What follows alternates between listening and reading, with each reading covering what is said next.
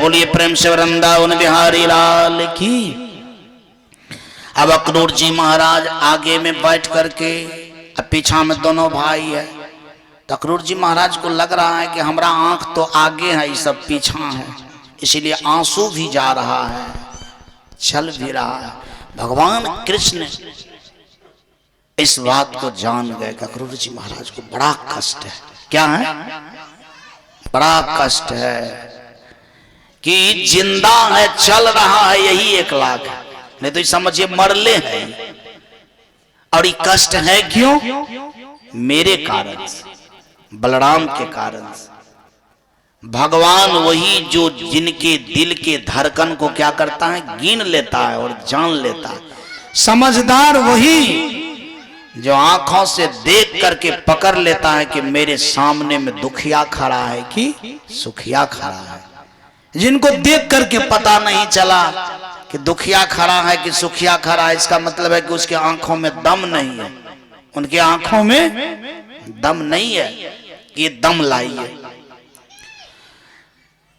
ज्यों ही यमुना नदी के किनारे पर गए, क्योंकि यमुना नदी के इस पार गोकुल, उस पार मथुरा,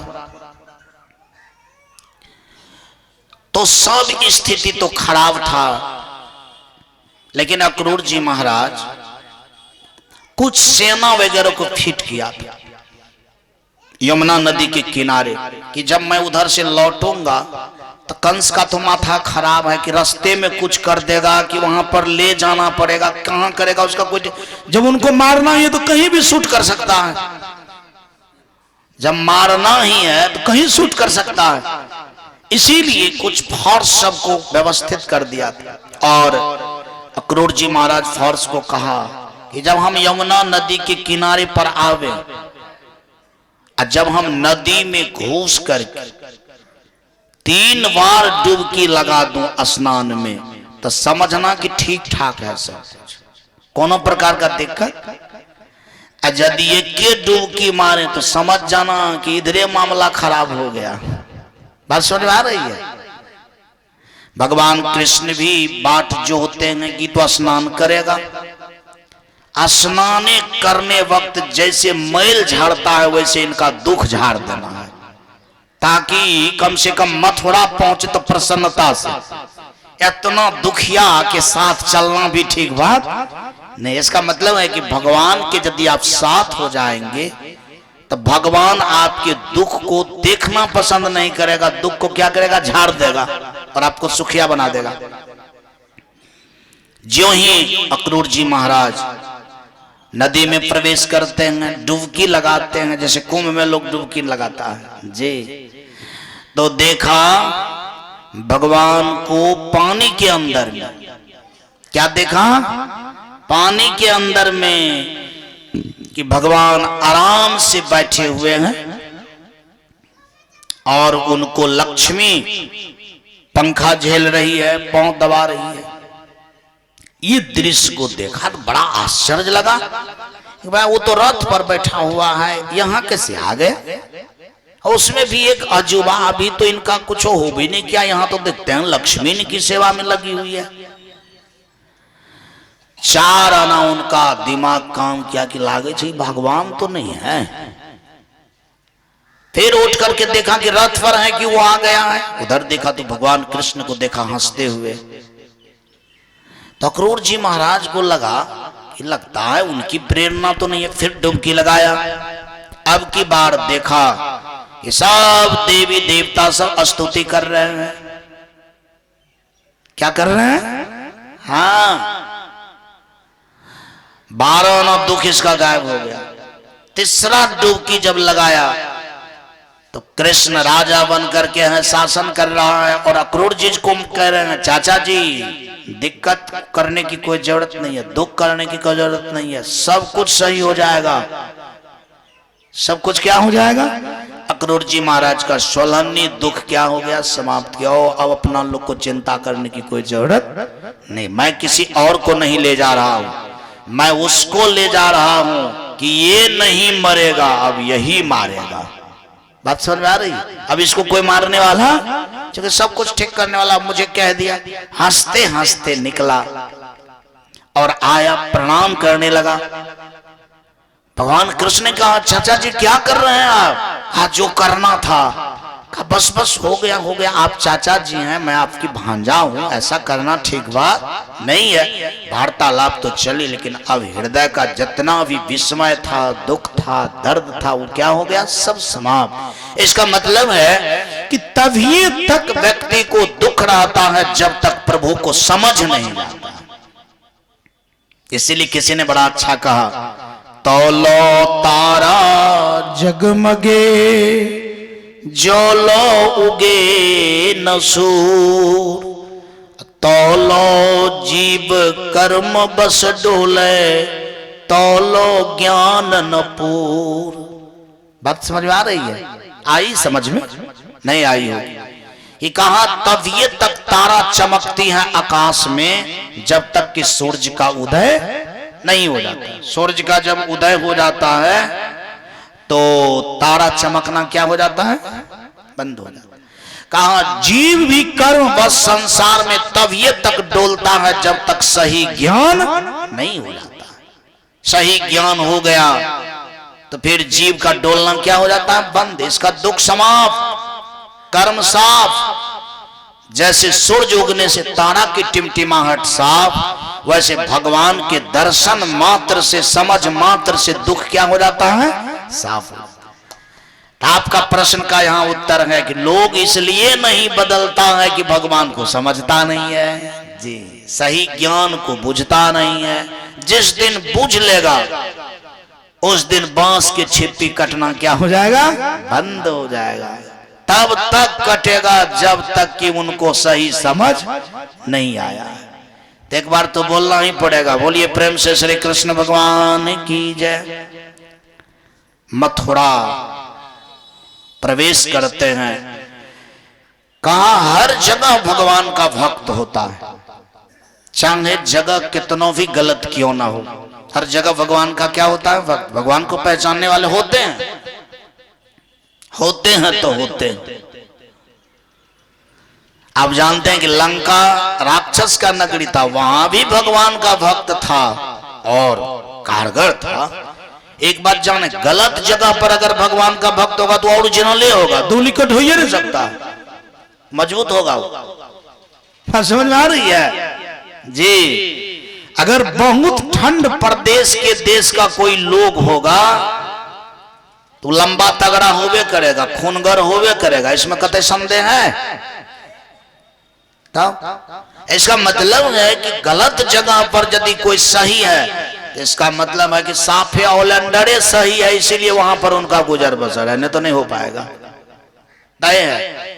तो कंस के नगरी में अगर कोई है तो धुरंधरे होगा, उसमें कहीं संदेह करने की जरूरत नहीं है जी। आइए देखिए कितनी सुंदर बात है।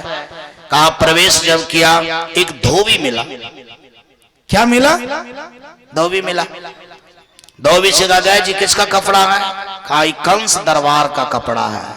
कहा सब कपड़ा जमा करो, ये हमारा ग्वाल बल सबका कपड़ा भंगा फटा है, सब बढ़िया बढ़िया कपड़ा पहनेगा, राज दरबार आया तो राजा बन करके ना आएगा जी। धोबी कहा कि आप तुमको पता नहीं है कि ये किसका कपड़ा है? ये है कंस का कपड़ा। अगर इधर उधर किया तो फोन करेंगे तो मार करके खराबे कर देगा। 4 घर मचा दिया उसको, वहीं पर बम बुला दिया और सब कपड़ा ले लिया। एंट्री करते एक गायब। इसका मतलब है कि ज्यों ही गया तुरंत इंफॉर्मेशन जाना चाहिए कंस को कि हाँ भाई कौन आ गए हैं, कौन आ गए हैं, बोलिए सब आदमी। और जो व्यक्ति आया अपना परिचय उस तरह से न देगा जी। कारगर लोग होगा तो कारगर की तरह परिचय देगा कि नरम तल्ली की तरह। कारगर लोग आए हैं, सबका बोस है, इसीलिए परिचय कैसे दिया?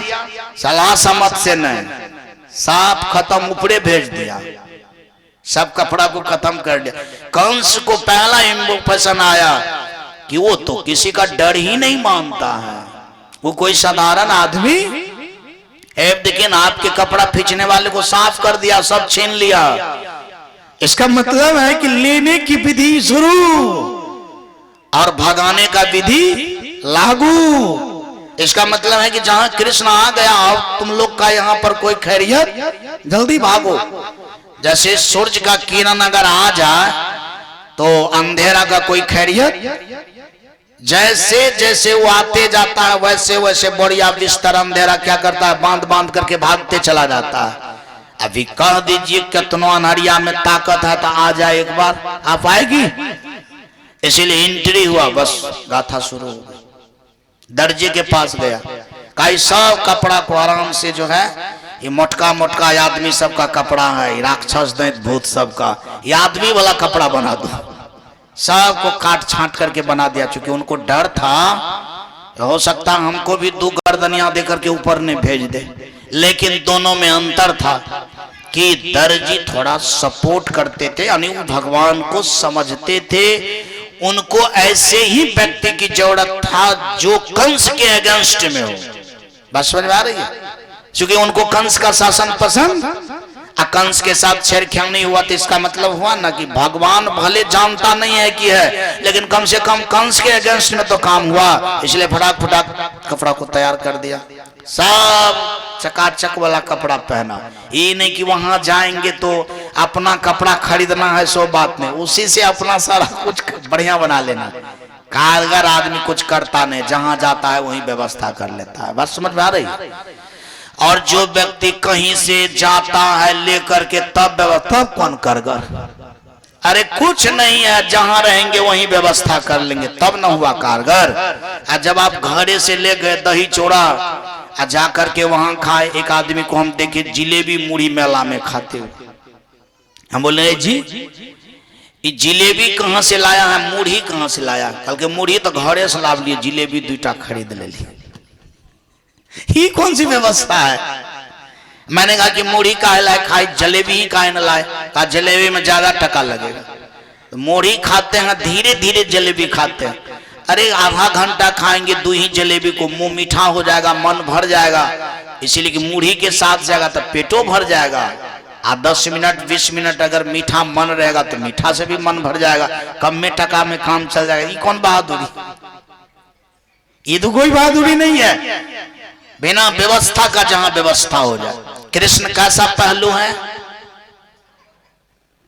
कि व्यवस्था को ले जाना नहीं पड़ता है, जहां है वहीं व्यवस्था को क्या करना है, ढूंढ लेना है। जिनको ये विद्या आ जाती है वो आदमी सदा कहीं के लिए क्या रहेगा, मालिक रहेगा, उसको दास बनने की कोई जरूरत। लेकिन आपके पास भी ये अक्ल तो होनी चाहिए। आइए देखिए आगे बढ़ते हैं। माली मिला जो भगवान के भक्त थे, भगवान को देखते ही प्रसन्न हो गया, फूल से स्वागत किया। नगर में शोर हो गया, कृष्ण की जय हो, बलराम की जय हो, कृष्ण की जय हो, बलराम की जय हो। कंस का पिल्ली चौंकने लगा कि आते आते इतना गूंज रहा है, कहीं पर कंस का नाम नहीं है, हर जगह किसका नाम हो रहा है, कृष्ण का जय जय जय जय। लगता है कंस पराजय हो गया है क्या? अरे भाई साथ साथ तो कभी कभी हमारे कान में ये भी गूंजना चाहिए कंस की जय, लेकिन हजारों बार में एक बार भी कंस की जय मेरे कान में। सैनिक सबको कहा कि तुम लोग मर गया है, कहा कि मरे नहीं है, धैर्य धरिए। क्या धरिए? अरे अभी जो तुरंत आया है ना, इसीलिए माहौल चेंज हो गया, अपने शांत हो जाएगा।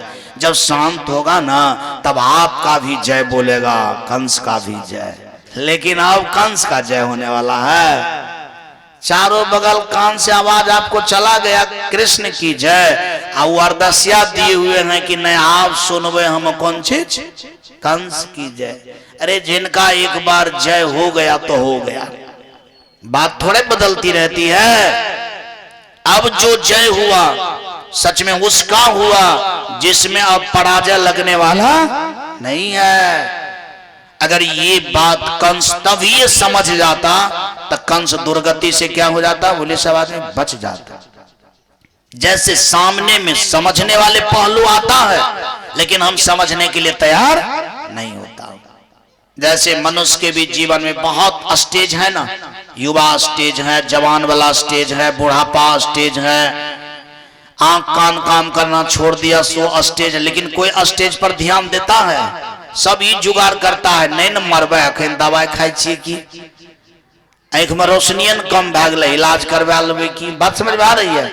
काने न थोड़ा सा खुजलाता है, दवाई ला लेबे की। लेकिन ये नहीं कहता है कि अब कान खुजलाने लगा, आंख की रोशनी घटने लगा, अब लागे छे हमार उम्र कम भै गए, अब मरइये वाला छे, ई बात कभी कहता है? लेकिन आशा रहता है इलाज क्या लेबे के। पूर्णिया में अपने भतीजवा ने डॉक्टर भेल छे, फिर ये इलाज कर देगा। समझ में आ रही है? मतलब ये दिमाग में कभी भी नहीं लाता है कि अब कुछ ही दिन में हम चले जाएंगे, सो दिमाग में लाने की बात नहीं है। खाली दिमाग में चलता है कि अपन खानदान में के फ्री वाला डॉक्टर छे जे देख लेते या शिफ्ट कर लेगा। बस समझ में आ रही है? और फ्री में इलाज होता रहेगा और हम सब दिन जिंदा रहेंगे, ये आशा सबको है। लेकिन ये बात थोड़े सोचता है कि अब हमारा स्टेज आ गया, अब मुझे और कुछ सोचना है और कुछ समझना है। जिस दिन इस बात को समझ जाएगा तो फिर समझदार में और समझदार में अंतर क्या हो जाएगा? समाप्त, सब समझदार हो जाएगा। एक बार बोल देना पड़ेगा, बोलिए प्रेम से वृंदावन बिहारी लाल की जय। मथुरा प्रवेश किए, कृष्ण ने कहा कि इनके लिए ऐसा जगह दो जहां ये गुप्त ढंग से रह पाए, यहां से इनको वहीं ले जाएंगे। कहां? युद्ध मैदान में, बाद बाकी कहीं नहीं। घर दिया, स्वागत क्या, क्या खाओगे? अक्रूर जी महाराज बोले तुमको कहीं कुछ खाने की जरूरत, इसीलिए कि दुश्मन के घर में अन्न भी क्या हो सकता है? गलत हो सकता है। कृष्ण बोले अक्रूर जी महाराज को कि आप संशय वाला गप हर वक्त करते रहते हैं। जो संशय हो जाता है ना, उनको संशय क्या हो जाता है? दाब देता। संशय सब जग खंडिया, संशय खंडे न कोई, संशय खंडे सो जना जो शब्द विवेकी हो। बात समझ में आ रही? संशय सब आदमी को क्या करता है? मार देता है। आज आदमी किस में मर रहा है? संशय में। तो हमारा भाग्य खराब है, हमारा राशि गड़बड़ है। बात समझ में आ रही है? आपको इस मामला में काम नहीं करना, आपको मामला पर उतरना है कि मैं कर क्या रहा हूं, मेरा अभी का क्या है फंक्शन, मैं बोल क्या रहा हूं। इस बात पर आप यकीन करें, सब कुछ आपका अच्छा हो जाए। इसलिए भगवान कृष्ण ने कहा अक्रूर जी महाराज को, अक्रूर जी महाराज संशय उतना मत करें, संशय से आदमी क्या हो जाता है? कमजोर। जो होने का होगा सो होगा। आ गए हैं तो फिर डरने की क्या जरूरत? अक्रूर जी महाराज तब याद कर लेते थे वो नदी वाला मामला, शांत हो जाते। 10 मिनट बैठा, कृष्ण ने कहा कि हम घूमेंगे फिरेंगे, हम बैठने वाले नहीं, हमको तो 13-14 घंटा गाय चराने की आदत है। एक घर में बैठने से हमारा तो देह हाथ क्या करता है? दर्द करता है। बात समझ में आ रही है ना? अक्रूर जी महाराज बोले मत जाइए घूमने के लिए। बलराम कहा तो जाएगा नहीं तो बैठले रहेगा, हम भी जाएंगे। दोनों भाई चल दिया। कोई सेना उना की जरूरत। घूमते घूमते घूमते जहां मेन सेंटर था यज्ञ का, जिसका नाम है धनुष भगवान। कौन भगवान? हाँ, जो यज्ञ का मेन सरदार था उसका नाम धनुषे है, उसी का पूजन होता। पंडित जी सब एकदम 100-150 काम कर रहा था, कोई सजाने के लिए किधर से आएगा, किधर से लोग निकलेगा, कैसे भीड़ कमांड होगा, कैसे प्रसाद दिया जाएगा। बात समझ में आ रही है? ये सब बात पर एकदम पूरे नक्शा फिट हो रहा था। दोनों भाई को जब पंडित जी देखा तो पंडित जी को लगा कि संसार में आज तक ऐसा आदमी को मैं, दोनों छोड़ करके दोनों भाइयों को देखने लगा। दोनों भाई सोचा देखो छो अखनिए गप करने का मौका है। देखने वक्त लगता है कि अपना लोग को देख रहा है, गप करो। पंडित जी से कहा बलराम क्या जी, हमारा छोटका भाई है, छोटका भाई का मन है थोड़ा धनुष देखने का, दीजिएगा देखने के लिए। पंडित जी कहा कि भाई आदमी इतना सुंदर लगता है देखने में, भीतर घुसा थोड़ा छू करके भी इनको देखेंगे कि आदमी कैसा है। जिनका शरीर देखने में इतना सुंदर है, छूने में कितना सुंदर लगेगा। आदमी आया कहां से है सब चीज पूछ लेंगे। आइए भाई आइए। दोनों का एंट्री हुआ। कहां से आए हैं? गोकुल से। ओ आपका ही नाम कृष्ण है? तो जी जी जी जी जी बहुत अच्छे हैं आप। भगवान कृष्ण समझ गए कि लगता है जब इतना स्वागत किया तो धनुष को कहें कि हम छू लें तो छूने के लिए दे देगा। भगवान कृष्ण ने कहा पंडित जी एक बार धनुष को छू करके देखें कैसा है। कहा एकदम देख सकता है। अरे भाई आप में और हम में क्या अंतर है, देख लीजिए। और देखा भगवान कृष्ण इतना ही कहा। अच्छा एक बार थोड़ा सा उठाए इनको। सब पंडित जी हंसने लगा। आज तक का इतिहास रहा है कि इनको कोई नहीं उठा पाया, तो कैसे उठाएगा, तो तभी 11 साल का है, दांत टूटा है तो सही ढंग से तुम्हारा दांत नहीं आया है, अभी अधखलवे दांत है, कैसे तू उठा लेगा। कहा केवल आपकी इशारा हो जाए कि हाँ तब उठाएंगे। कहा उठा करके देखो। उठा ही रहा था, 3 4 5 जगह धनुष क्या हो गया, टूट गया। जग क्या हो गया, बोले सब आदमी। मतलब जिनका पूजन होता, अभी मूर्ति का पूजन है, मुर्गा खत्म, हाथ खत्म। इसका मतलब, इसका क्या मतलब, अरे मूर्ति लाए कल पूजा होता, आइए मूर्ति का नाक मुंह कान सब ढह गया।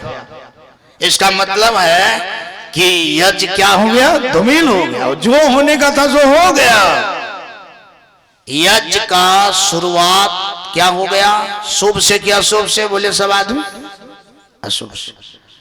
भगवान गए, शुभ होना चाहिए ना, अरे भगवान गए तो शुभ होना चाहिए ना, अशुभ क्यों हुआ, इसीलिए कि अशुभे में शुभ था। वहां धनुष टूटता, प्रेशर बढ़ता कंस का, और बात का फसाद होता, तब जाकर के मुद्दा बढ़ता, तब पॉइंट बनता उनको मारने का, तब ना शुभ होता। शुभ रक्षा करने में नहीं था, शुभ क्या था, ध्वंस करने में। इसका मतलब है कि कभी कभी शुभ रक्षा से भी होता है, कभी कभी शुभ क्या होता है, भगाने से भी होता है। मैं एक बात सुना रहा हूं आपसे, शरीर के मैल को धोने में शुभ होगा कि मैल साटने में शुभ होगा, बोले सब लोग। हाँ, मैल को धोने में क्या है, शुभ है। सेंट मारने में शुभ है कि सेंट फेंकने में शुभ है, बोलिए सब आदमी।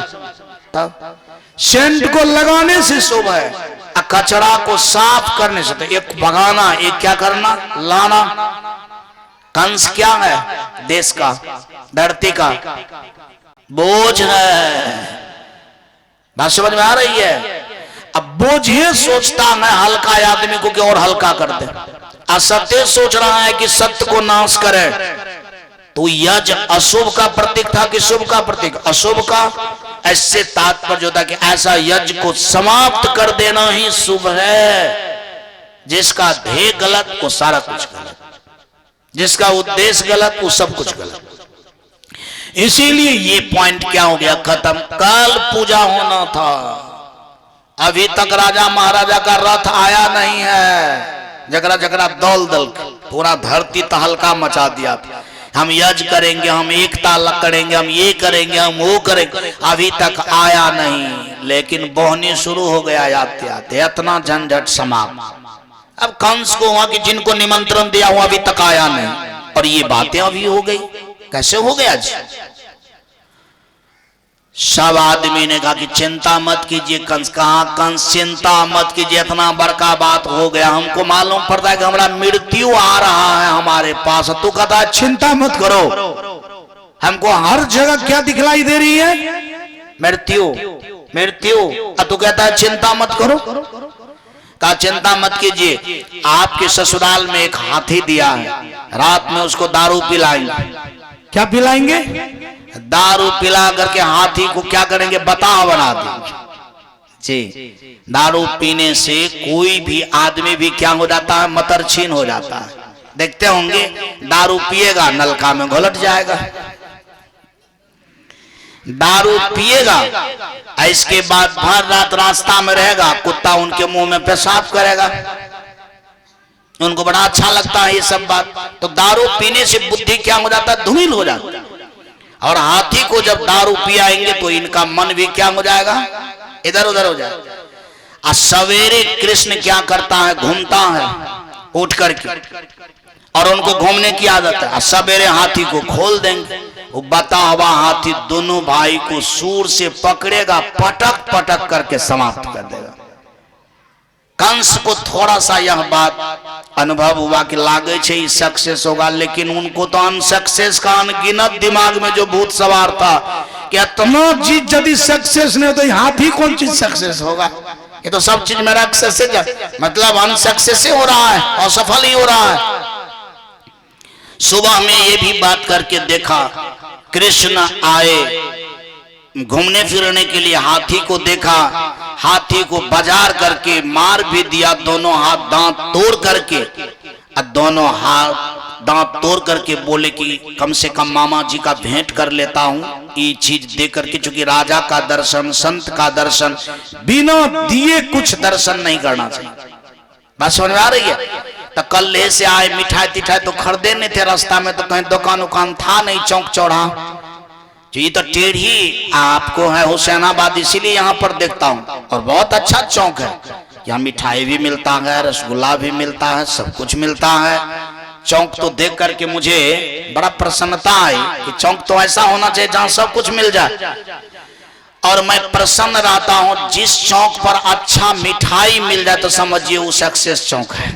कुछ मिले चाहे नहीं मिले, कि कम से कम जो मेहमान आएगा तो उनको रसगुल्ला तो कम से कम 2-4 पीस फटाक से मिलेगा, क्योंकि चौक पार पर रहेगा तब तो मिलेगा। लेकिन कुछ ऐसा एरिया है कि घर वाले को खिलाने का मन है, लेकिन बाजारे इतना दूर है कि अब ला ही नहीं सकता है, इसीलिए उनको मिठाई मिलना दुर्लभ हो जाता है। आइए देखिए, दोनों भाई एक एक दांत लिया, कंस के पास गया, कहा लीजिए मामा जी, ये आपका सौगात में लाया हूं, ये आप वहीं के हाथी का दांत है, उनको हम समाप्त कर दिए, क्षमा कीजिएगा, कल हम इसलिए नहीं आए थे कि आपको देने के लिए हमारे पास में कुछ नहीं था, और राजा का दर्शन बिना दिए। अब आप वहीं बताइए ये बात कंस को कैसा लगेगा? जहर के समान के अमृत के समान है? बाप, उसको तो लगा के अब ये खा जाएंगे, लेकिन करेगा क्या? खाने की शक्ति रहेगा तब तो। डर तो ये है, आज तक मैं अपने हाथी को नहीं पटक पाया, ये पटक करके साफ कर दिया, दांतों तोड़ करके ले आया है, कितना डर होगा बोलिए सब लोग। कंस को लगा कि हमारे सामने कौन खड़ा है? काल। काल खड़ा सिर ऊपरे, तेजाग बिराने में, जाका घर है गेल में, सो कस सो भय निश्चिंत।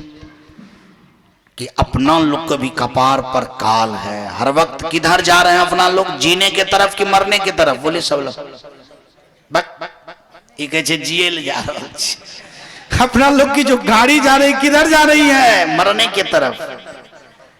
आगे में अब जन्म मिलने वाला नहीं है, जन्म तब है आगे। अब क्या होने वाला है? रामेश्वर बाबू बात आपकी है बला आगाम, हाँ मरने ही वाला बात बाकी। जन्म तो हो गया, जन्म तो जिनका जितना साल हुआ वो तो हो गया, अब एक चीज बाकी है, वो क्या है बोले सब आदमी? तो अपना लोग की जो ये ट्रेन वाला डब्बा चल रही है किधर जा रही है? हाँ मृत्यु की तरफ। तो इसका मतलब है कि अपना लोग के भी काल क्या है? कपार पर। इसीलिए किसी ने कहा जगो, क्या करो? जगो, होश में आ जाओ, भगवान के शरण में आ जाओ। किनके शरण में आ जाओ? हाँ भगवान के शरण में आ जाओ। लेकिन अपना लोग कहते अच्छा देखे छिए, आए जेबे, काल जेबे, परसों जेबे, तरसों जेबे, और फुर्सते नहीं मिलता है जाने का, न कथा में आने का। लेकिन मैं सबसे कहता हूं आज तो अब अंतिम कथा है ना। कौन कथा है? हाँ, इसीलिए अंत भला तो सब भला। आइए हम सब लोग भगवान कृष्ण के द्वारा भेंट करते हैं कंस को, और इतना देर से कभी भी एक पंक्ति भी नहीं गाए, तो कम से कम भगवान इतना बड़का बड़का काम किया तो उनका जय तो कम से कम होना चाहिए। आइए कम से कम उनका गुणगान कर लेता हूं। राधे श्याम राधे श्याम, राधे श्याम राधे श्याम, राधे श्याम राधे श्याम, राधे श्याम राधे श्याम, राधे श्याम राधे राधे श्याम राधे श्याम राधे श्याम राधे श्याम राधे श्याम राधे श्याम राधे श्याम राधे श्याम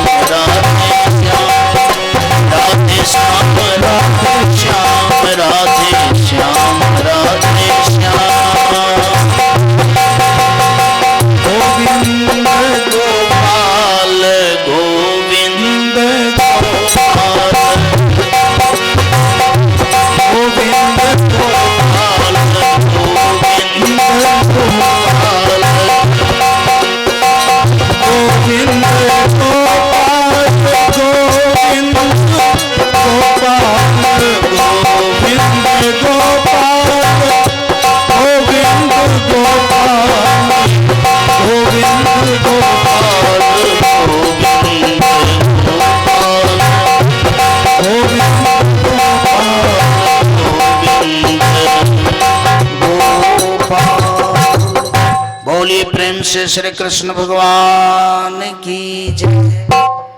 तब तक में कंस के पास उनके सब साथी सब आ गए। उनमें से कुछ साथी बोले, ऐ कृष्ण भले आ गया, सुबह सुबह टाइम है, एक काम करोगे, कुछ अपना लोग तो बहुत बलशाली नजर आ रहा है, कुछ जो है थोड़ा हाथापाही हो जाए। मेरा कहने का तात्पर्य है कि कुछ देर के बाद मल्ल युद्ध होने वाला, कुछ प्रैक्टिस हो जाए। होता है ना, जैसे मान लिया जाए एक अखाड़ा होता है पहलवान सब का, कौन चीज करने का, अभ्यास करने का। हाँ तो बहुत योद्धा है, सो नहीं तो हाथी को पटक दिया तो थोड़ा यहाँ अभ्यास हो जाए। सो राजी हो। तो जितने ग्वाल वाल थे आए हुए गोकुल से, सब ग्वाल वाल ने कहा नहीं ये अनुचित है, ये 11 साल का है, आप लोग 80 साल 60 वर्षा जवान है, कैसे हो पाएगा, जोड़ी कैसे लगेगा, ये बढ़िया बात नहीं है। तो सब लोग मिल करके कहा ग्वाल वाल सबसे, आपको क्या पता है ये 11 साल का था, हाथी को कैसे पटक दिया, कैसे पटक दिया हाथी को। और वहां का जो दृश्य लग रहा था, धीरे धीरे लोग का जमा हुआ, हाथी को मार दिया, दांत तोड़ करके लाया तो बात छिड़ी तो भाई आदमी जमा होगा कि नहीं होगा, जो होना था शाम में सो भी शुरू हो गया। और वहां का दृश्य देखिए कैसा था, समझने योग्य बात। ये जो बच्चा था भगवान कृष्ण उनको बच्चा ही दिखलाई देता था, मतलब जिनका जैसी मति उनको भगवान वैसा ही दिखलाई देता। जो माँ थी जिनको दया आ जाती थी कि नहीं ना अभी बच्चे 11 साल का है, तो उनको लग रहा था कि पुत्र के समान, जो लगता था कि नहीं देखने में बड़ा अच्छा, हम भी ऐसा होते तो उनको लगता था ये हमारा पार्टनर है। जो अपने को मालूम पड़ता था कि मैं योद्धा हूं, उसको लगता था कि हमसे 1.5 योद्धा है। बात समझ आ रही है? हाँ।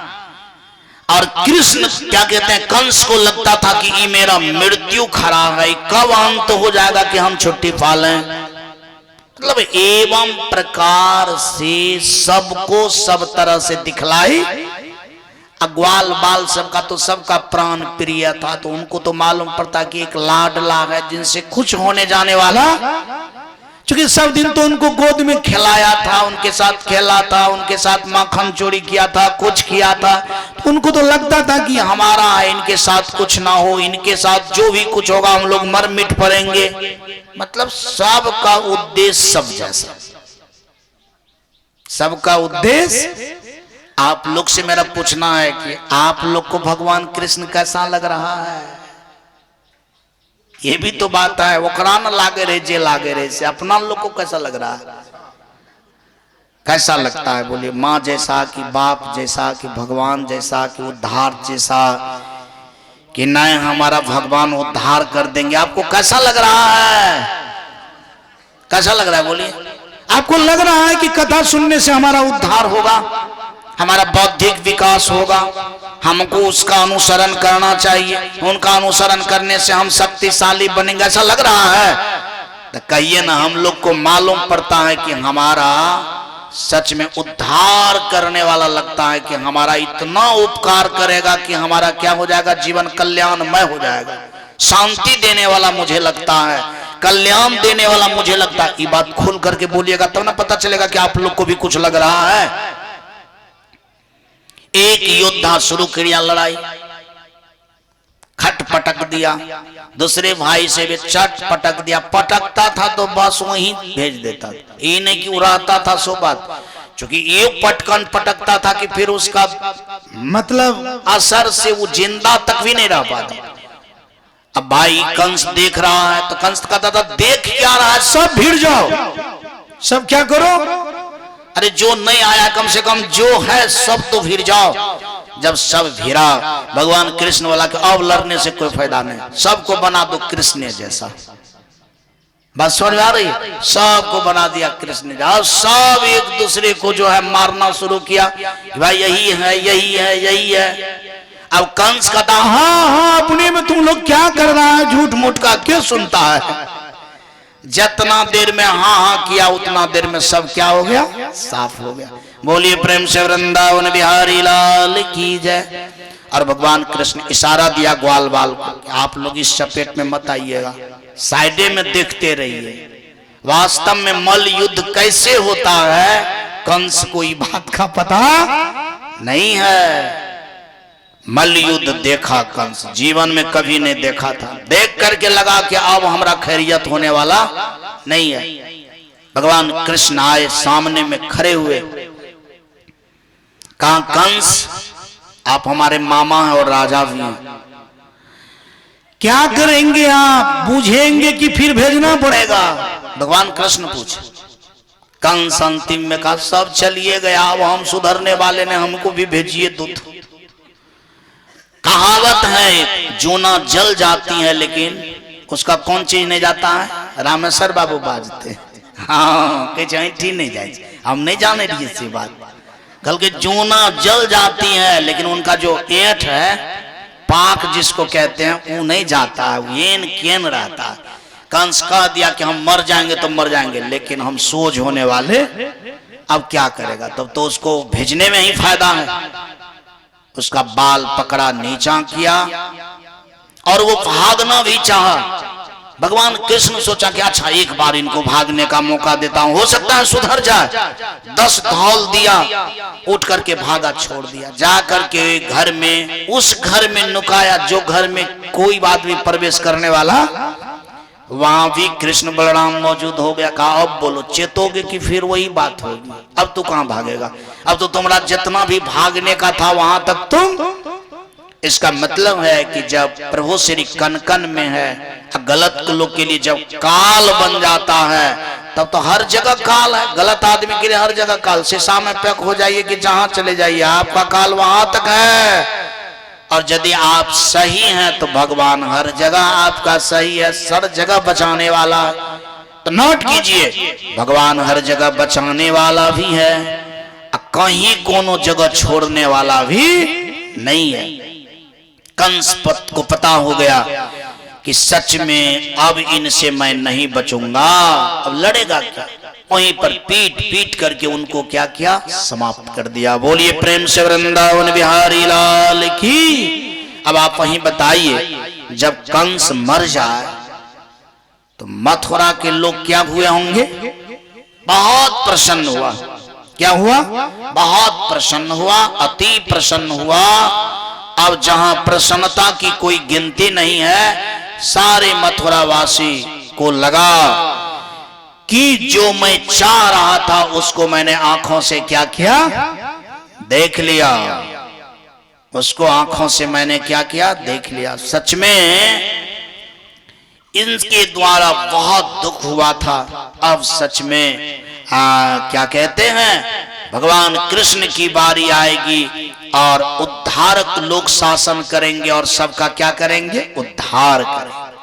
सबसे पहले भगवान कृष्ण यानी कंस को मार करके इसके बाद नाना के पास जा रहे हैं। कम से कम कंस मर गया तो एक भजन अगर नहीं हो जाए तो फिर ये शोभनीय नहीं है। इसलिए उस अवसर पर एक बार अपना लोग भी राधे की चरणों में चला जाए और चल करके देखा जाए। राधे तेरे चरणों की, श्याम तेरे चरणों की, अगर धूल जो मिल जाए राधे तेरे चरणों की, श्याम तेरे चरणों की, अगर धूल जो मिल जाए, सच कहता हूँ मेरी तकदीर बदल जाए, सच कहता हूँ मेरी तकदीर बदल जाए। हो राधे तेरे चरणों की, श्याम तेरे चरणों की, धूल जो मिल जाए, सच कहता हूँ मेरी तकदीर बदल जाए।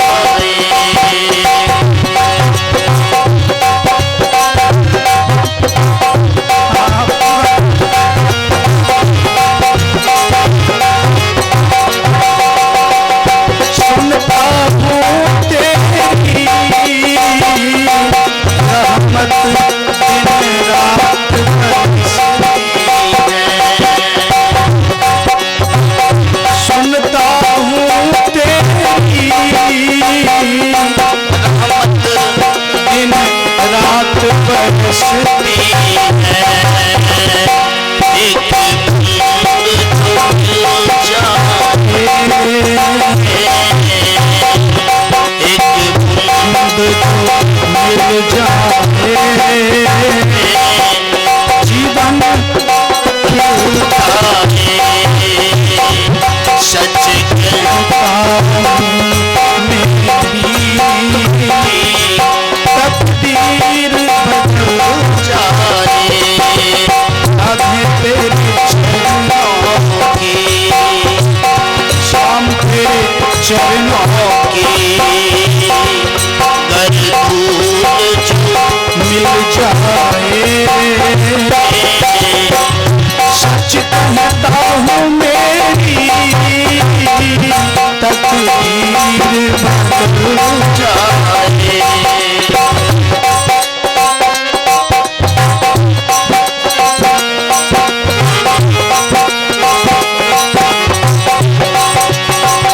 ये मन बड़ा चंचल है,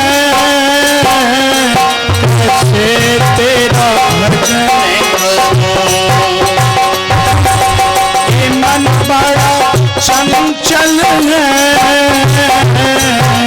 कैसे तेरा भजन करूं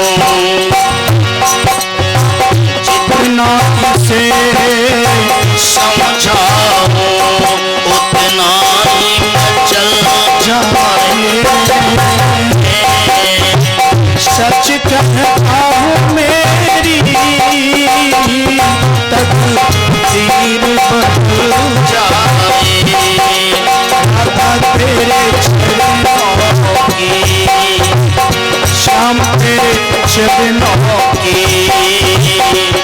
गर दूत जो मिल जाए, सच कहता हूँ मेरी तकदीर बदल जाए, राधे इस जीवन की बस एक तमन्ना है, तुम सामने हो मेरे मेरा हम कल जाए, सच कहता हूँ मेरी तकदीर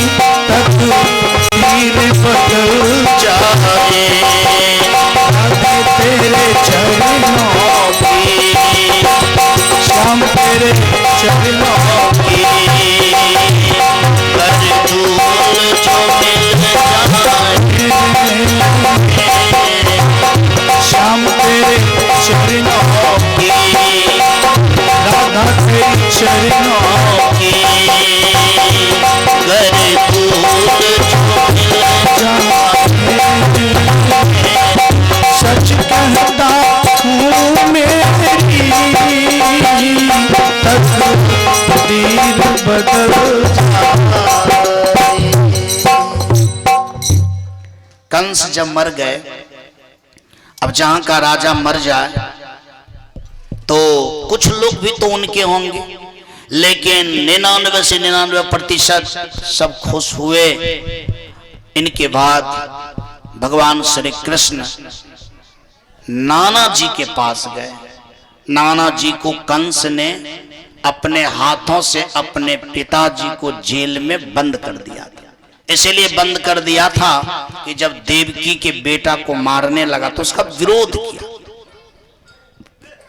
कंस ने सोचा कि ये विरोध कर रहा है, हमारे जीवन से इनको कोई मतलब नहीं है, इसीलिए पिताजी को जेल में बंद कर दिया और जबरदस्ती राजा बन गया।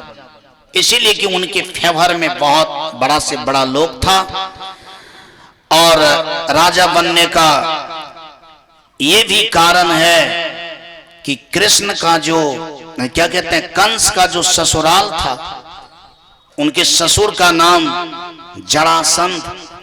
अब जिनका ससुर जरासंध जैसा लोग है, जिनका रिलेशन पावरफुल हो जाता है, तो उनका भी कुछ ना कुछ पावर उसको मिलता है।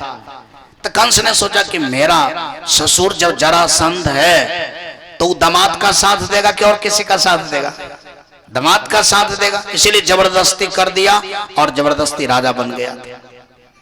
तो नाना जी के पास गए, जेल के ताला तोड़कर। नाना जी देखा, भगवान कृष्ण से कहा, तू कौन हो? कहा, मैं आपकी नाती हूं, मैं देवकी का बेटा हूं। कहा, मुझे तो पता चला कि उनका सब बेटा मर गया। कहानी सुनाया कि देखिए ये बात आप तक ही रहे, मैं तो, मेरी माँ तो यशोदा भी है, क्योंकि जन्म देने से ज्यादा महत्व पालने वाला का होता है। कि नाना जी अगर मैं दिख रहा हूं आज आपको सामने में, तो ये देवकी का देन नहीं है, ये किसका देन है? यशोदा माँ का। अगर यशोदा माँ हमारी सेवा नहीं की होती तो आज मामा के छाती का हड्डी का तख्ता नहीं घिसकाए होते और आपके पास में नहीं आए होते। बहुत खुश हुआ। कहा, कैसे आ गया? कहा, मामा जी को मार करके मैं आया हूं, नहीं तो आपके पास हम कैसे आते? नाना जी रो रो करके कहने लगा, नाती, जिनका बेटा क्रूर हो जाए, अगर बाप उनको अपने हाथ से मारे तो उनको महापुण्य होता है। अरे मुझे मौका देता मारने का। भगवान कृष्ण ने कहा कि नाना जी, आपका ही तो ब्लड का मैं भी हूं, आप मारे या मैं मारूं, क्या अंतर? ऐसा नाना जी समझिए कि आपके ही कृपा से वो समाप्त हुआ। एक बार बोल देना पड़ेगा, बोलिए प्रेम से वृंदावन बिहारी लाल की जय। देखिए काम कीजिए, लेकिन बड़े आदमी को श्रेय देना चाहिए। किसको देना चाहिए? अभी मेरा फर्ज है कि रामेश्वर बाबू नहीं होते तो ये कथा नहीं होता। ये कथा किनके कृपा से हो रहा है? रामेश्वर बाबू के कृपा से हो रहा है।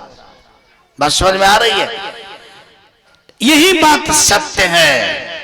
लेकिन रामेश्वर बाबू कथा कर तो नहीं रहे हैं? कर रहे हैं। कथा तो मैं कर रहा हूं। कृपा किसका है? अगर इनकी कृपा ना होती तो मेरा औकात यहां, और इनकी कृपा का कारण प्रभु है कि प्रभु कृपा किया इस पर, ये कृपा किया हम पर। बस समझ में आ रही है? तब जाकर के ये कथा हो रही है। उसी प्रकार से प्रभु श्री इस बात को करके उनको अच्छा से जो है बढ़िया से खुशहाल किया और बाहर निकाल करके नाना जी को राजा बना दिया। क्या आपको तो जबरदस्ती हटाया गया था नाना जी? सो नहीं तो अभी मैं राजा के लायक नहीं हूं और मैं बनना भी नहीं चाहता हूं। मेरा तो धर्म है कि जो जिसका चीज है उसको दे देना, इसलिए आपका चीज था आप ले लीजिए। नाना जी को राजा बनाते हुए आगे बढ़े, आए उस जेल के पास जिस जेल में उनके माँ बाप क्या था? हाँ, बंद था। और सच में माँ बाप को जो बंद अवस्था में देखा, भगवान कृष्ण रोने लगे और रो रो करके ताला तोड़े, ग्रिल तोड़े और माँ के पास क्या क्या प्रवेश किया। माता पिता देखते ही माँ बाप रोने लगा। लेकिन उन्हीं समय में बेड़ी को तोड़ा, मुक्त किया। माँ बाप कहने लगे कि बेटा तुमको तो मैं काल के गाल में बुला लिया था, बहुत गलती किया। कौन बोल रहे थे? देव की माँ। भगवान कृष्ण ने कहा माँ तू नहीं बुलाई, लाचारी बुलाया। क्या बुलाया? तू तो इतनी महान है कि किसी भी परिस्थिति में तूने अपने धर्म से विचलित नहीं हुआ। आज अगर मां तुम अपने धर्म से विचलित हो जाता तो मुझे ये गर्व प्राप्त नहीं होता कि तू इतनी सुंदर। लोग कैसे समझते? आज तो तुम्हारा गरिमा, तुम्हारा धर्म लोग यदि सुनेगा तो जानेगा कि कृष्ण की भी मां कोई मां थी। इसीलिए तुम्हारे ही कृपा से मैं सारा काम किया, बचा। और तुम्हारी लाचारी थी इसीलिए तू कह दी। अगर तू इस तरह से नहीं कहती तो मेरा पिता मेरे सामने में नहीं रहता। सच में तुम्हारी कृपा से मैं भी हूं और हम तुम्हारी कृपा से हमारे पिताजी भी हैं। इसीलिए हमारे नयन को आज इतना बड़ा सुख मिल रहा है देखने को। ये तुम्हारा दिया हुआ चीज है। किसने कहा? भगवान कृष्ण ने कहा। आइए देखिए, इतना ही नहीं, दोनों एक दूसरे को देख करके रो रहे हैं कि बेटा तुमको मैंने जन्म दिया लेकिन दूध नहीं पिलाया, खिलाया नहीं, पाला पोसा नहीं, बहुत गलती किया जन्म दे करके तुमको क्या किए भेज दिए। भगवान कृष्ण भी कह रहे हैं कि तू कुछ भी नहीं गलती किया, सब कुछ सही किया। तुम्हारी कृपा से मैं बहुत काम करके आया हूं। अब तू ये कहो कि तुम्हारे मतलब सुख कौन चीज में है वो काम करो। दोनों बोले कि वास्तव में मुझे तो ऐसा पता चला कि मैं अपने खजाना को पा लिया। भगवान कृष्ण भी कहते हैं कि मुझे भी ऐसा पता चल रहा है कि मैं बहुत बड़ा खजाना को क्या क्या हूं, प्राप्त कर लिया हूं। आइए एक भजन सुनते हैं। माँ बाप से बढ़कर जग में कोई दूजा नहीं खजाना। जिसने तुझे जन्म दिया रे, दिल उसका नहीं दुखाना। माँ बाप से बढ़कर जग में कोई दूजा नहीं खजाना। जिसने तुझे जन्म दिया रे, दिल उनका नहीं दुखाना। जिसने तुझे जन्म दिया रे, दिल उसका नहीं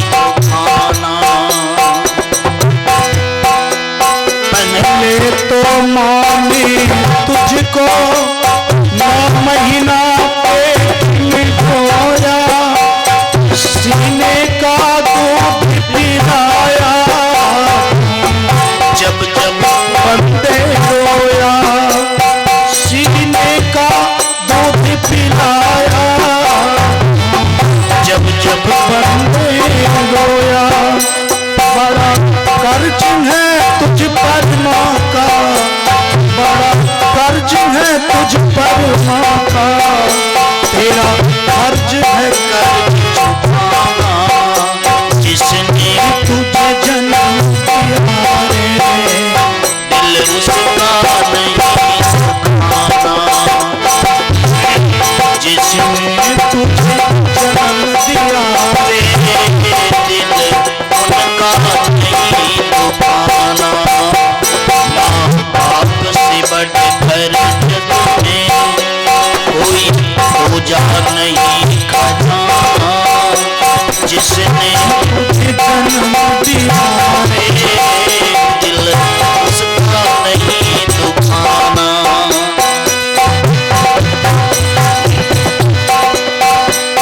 दिन रात तुझे तेरी माँ ने बाहों में अरे झुलाया, खुद गीले में माँ सोई सुख में तुझे सुलाया, गीले में माँ सोई सुख में तुझे सुलाया।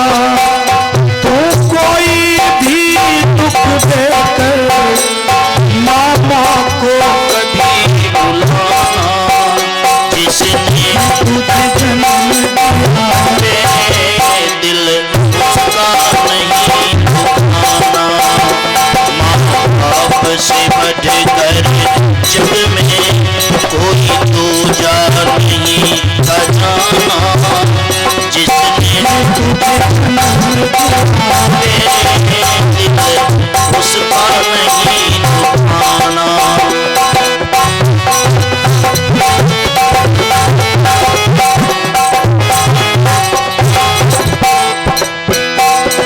माँ बाप के शरण से बढ़कर कोई स्वर्ग नहीं है दूजा, सब छोड़ के तीरथ बंदे कर ले माँ बाप की पूजा, सब छोड़ के तीरथ बंदे कर ले माँ बाप की पूजा। इस जन्म मरण से तुझको, ये जन्म मरण से तुझको अरे है पाना, जिसने तुझे जन्म दिया रे दिल उनका नहीं दुखाना। माँ बाप से बढ़कर जग में कोई दूजा नहीं खजाना, जिसने तुझे जन्म दिया रे दिल उसका नहीं दुखाना, दिल उसका नहीं दुखाना, दिल उसका नहीं दुखाना। किसी भी परिस्थिति में माता और पिता के दिल में प्रभु श्री बातों से जरा सा भी ठोकर मारने का काम नहीं किया, सबको काट दिया। अंत में प्रभु श्री कृष्ण वासुदेव के श्री चरण कमलों में झुक करके प्रार्थना किया। क्या प्रार्थना किया कि पिताजी अब आपकी आज्ञा हो, मुझे आपकी आज्ञा पर चलने का कभी मौका नहीं मिला, आपकी क्या आज्ञा है। वासुदेव ने कहा कि बेटा तुम बहुत कुछ किया, मैं जानता हूं कि 60 लाख रुपया महीना भी तू कमाने का काम किया, बड़ा बड़ा राक्षस को मारा, बहुत बड़े बड़े का उद्धार किया। यशोदा माँ नंद बाबा तेरा बहुत गुण गाता है, ये सब भी मुझे पता है, लेकिन तुम स्कूल गया है, नाम लिखाया है पढ़ने के लिए। कहा कि नहीं, स्कूल जाने का तो मौका मुझे कभी मिलवे नहीं किया, सब दिन तो हम काम करते रह गए। काम करते करते मामा सबको मार उड़ करके नाना को राज उज दे करके तब आया। नाती में देखिए कहते ताकत है कि नाना को राज दिया। हम पूछते हैं कि अपना लोग के पास में अगर 25-50 हजार टका महीना इनकम होने लगता है तो कहते हैं आप अपना के भोग लिए कि आप कोनो बात छे, आप खा पियो सुतो टाइम पास करो। और इतने के बाद वासुदेव कहते हैं कि जो स्कूल नहीं गया, पढ़ा नहीं, गुरु के साथ नहीं जिया, उसका जीवन क्या है? बेकार है। उसका जीवन क्या है? कहा तब पिताजी क्या करना चाहिए? कहा एकदम स्कूल में नाम लिखा करके पढ़ना चाहिए। अब बताइए, इतना कारीगर, इतना कारगर, वो क्या पढ़ेगा जी? पढ़ करके तो आदमी यही करता है। लेकिन सब कुछ करके भी वासुदेव ने कहा कि क्या करना चाहिए? बाजू सब आदमी, एक ठो कौन लड़का है, गणेश नाम है उसका, गणेश। कहता है पढ़ेगा? है हमरा नहीं मन करे पढ़ेगे, हम नहीं पढ़ो। बताइए पढ़ने का देखिए महत्व कितना है कि भगवान कृष्ण इतना बड़े हो गए, अब फिर भी पिताजी का क्या कहना है? पढ़ाई करो। गुरु के बिना, पढ़ाई के बिना जीवन क्या है? व्यर्थ है। इतना किया कुछ नहीं, गुरु बिना सब आपका किया दिया क्या हो गया? खत्म। इसीलिए तुम क्या करो? पढ़ाई करो। इसके लिए भगवान कृष्ण ने कहा पिताजी आप ही आज्ञा करें कि मैं पढ़ने के लिए कहां जाऊं, चूंकि हमको पता नहीं है कि मैं कहां जाऊं। अब तो आप कहते हैं तो कहां जाऊं?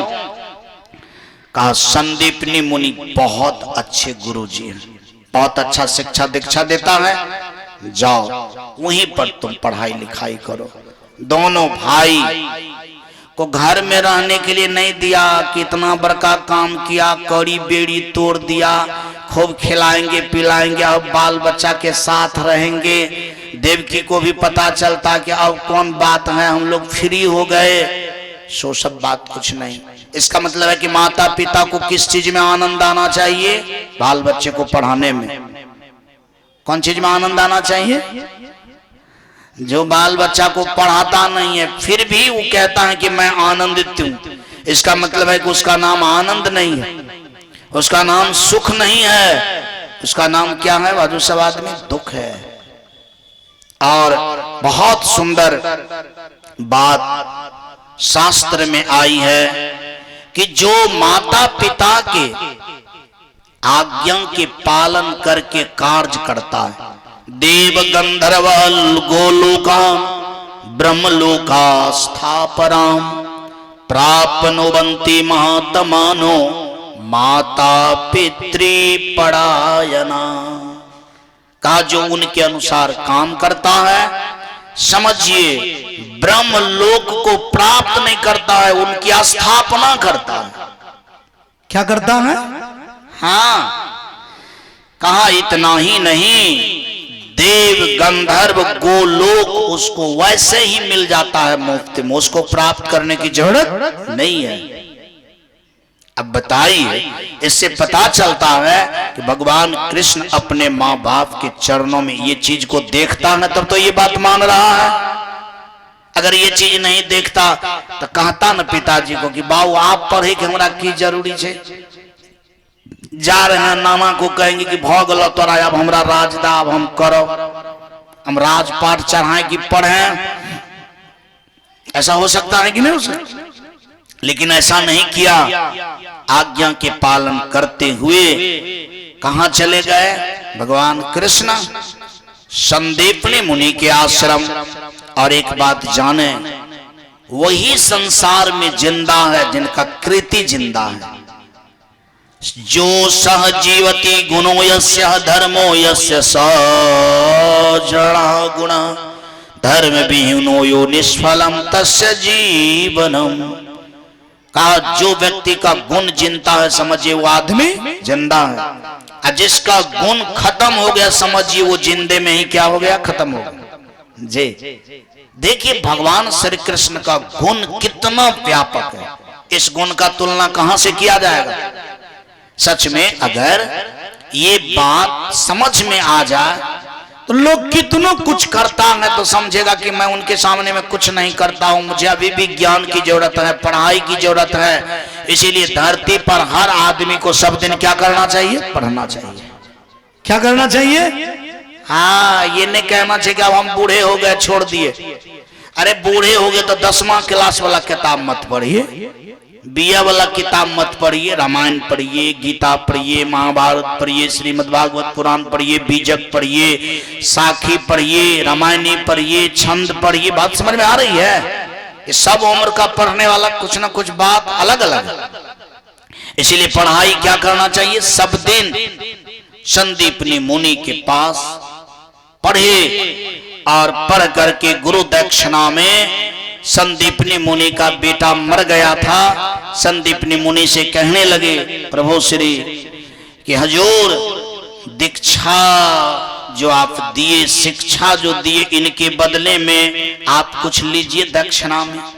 संदीपनी मुनि ने सोचा कि आप तो जब मेरे आश्रम में पधार गए तभी मैं अमर हो गया कि मैं आप लोग के गुरु बनने का लायक, तो आपने कृपा किया सो आ गया आश्रम, तब ये मुझे सब कुछ मिल गया।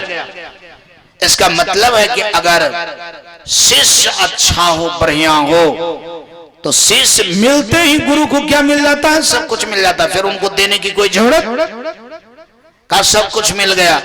लेकिन अगर तू कहते हो तब हम क्या करें? तब तो लेना पड़ेगा, क्योंकि दक्षिणा को ठुकराना, अब देने के लिए तू तैयार है, तू ब्रह्म हो, तुम सब कुछ हो, इसीलिए तुम दो मुझे। कहा क्या दो गुरुजी? कहा हमारा बेटा मर गया है, उसको ला दीजिए, बस दक्षिणा में यही दीजिए।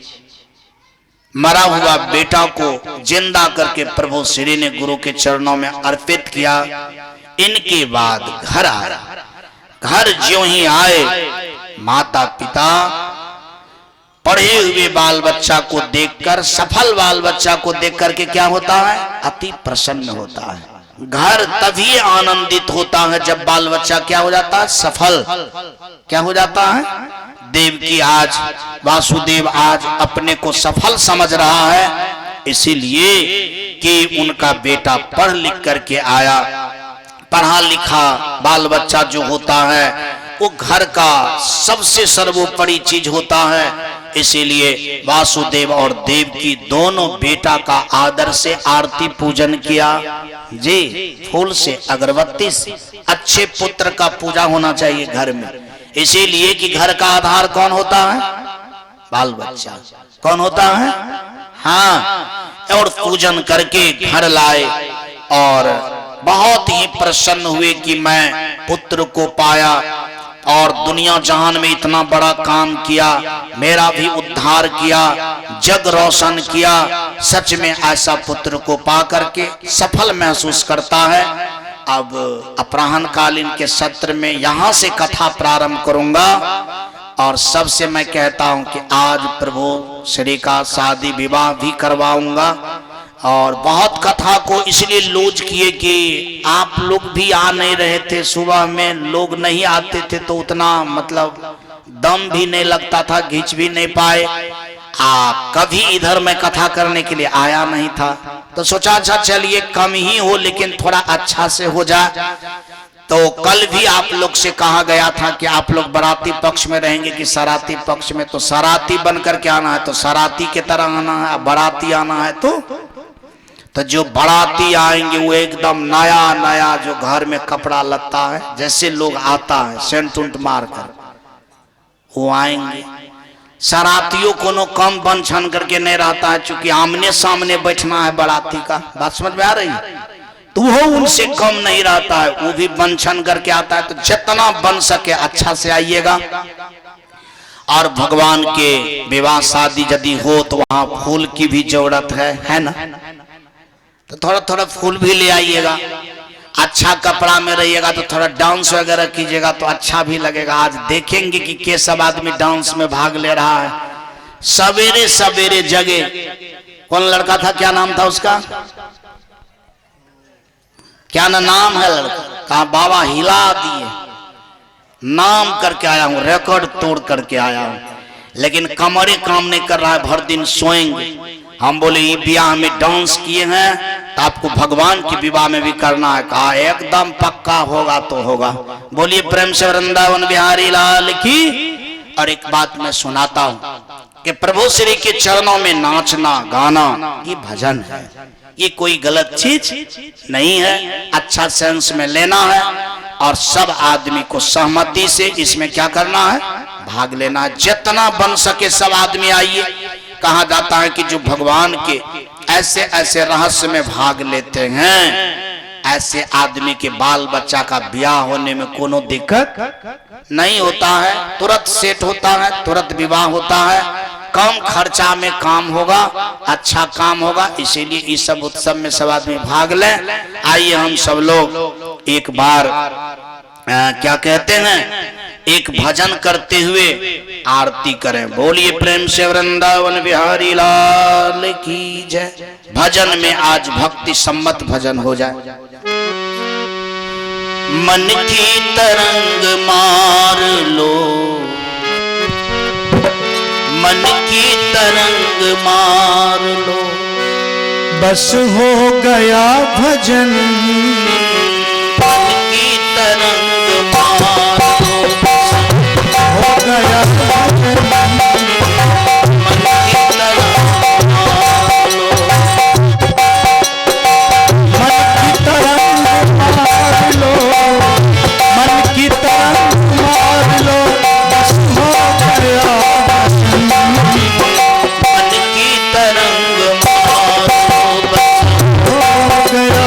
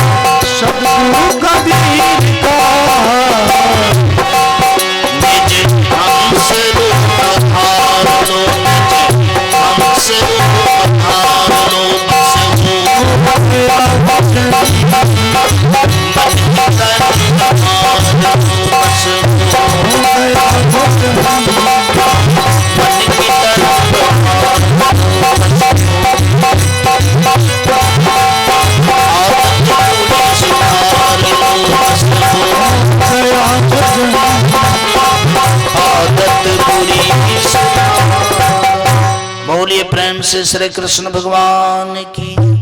राधे राधे राधे राधे कृष्णा कृष्णा कृष्णा। हो गया नाम कीर्तन। आइए हम सब लोग एक बार खड़े हो जाएं और आरती करें। श्री भागवत भगवान की है आरती, पापियों को पाप से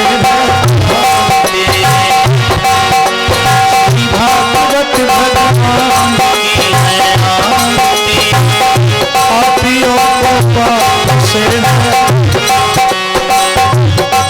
यहाँ हमारे ग्रंथ ही मुक्ति पंक्ति ये पंचंद्र निराला, नव ज्योति जगाने वाला, हरि नाम यही हरि नाम यही हरि नाम यही हरि नाम यही, मंगल युग के आरती, पापियों को पाप से मुक्ति।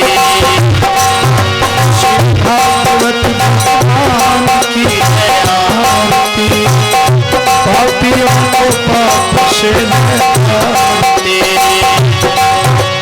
शांति गीति है पवित्र पापों को मिटाने वाला, हरि बरस कराने वाला, ये सुख करनी है ये सुख करनी है।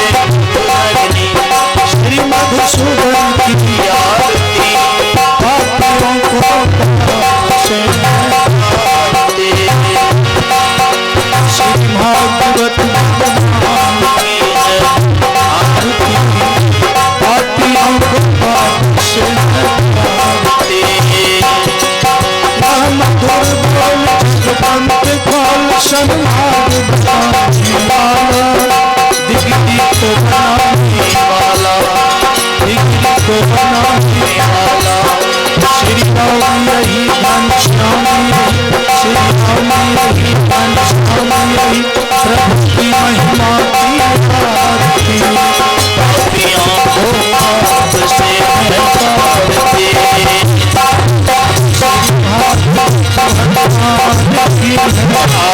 की आरती, पापियों को पाप से मुक्ति, पापियों को पाप से मुक्ति। बोलिए प्रेम से श्री कृष्ण भगवान की जय। श्रीमद् भागवत पुराण की जय। श्रोता भगवान की जय।